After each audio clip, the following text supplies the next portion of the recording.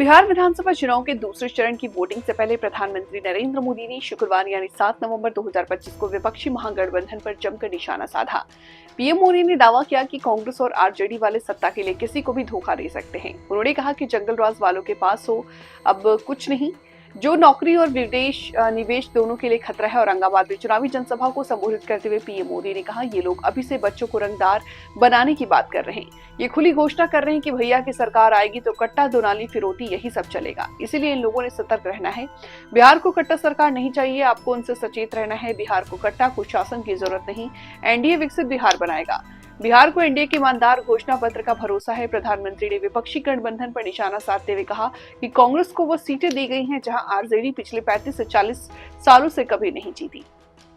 India गठबंधन के CM पद का चेहरा आरजेडी ने बंदूक की नोक पर चुरा लिया।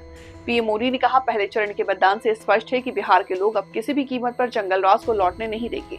बिहार का नौजवान आरजेडी के झूठे वादों से नहीं बल्कि एनडीए के ईमानदार इरादों पर वोट दे रहा है। इस दौरान पीएम मोदी ने एनडीए सरकार की ओर से किए गए कामों को गिनाया। पीएम मोदी ने कहा, एनडीए के पास हर क्षेत्रों के लिए आवश्यकता के अनुसार अलग अलग योजनाएं हैं।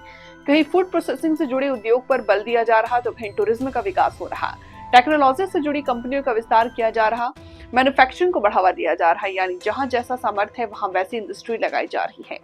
पीएम मोदी ने अपने भाषण में राम मंदिर, ऑपरेशन सिंदूर का भी जिक्र किया। उन्होंने कहा, मोदी ने कहा था कि राम मंदिर बनेगा, डंके की चोट पर राम मंदिर बन गया। मोदी ने वादा किया कि अनुच्छेद 370 की दीवार गिरेगी और अनुच्छेद 370 हट गया।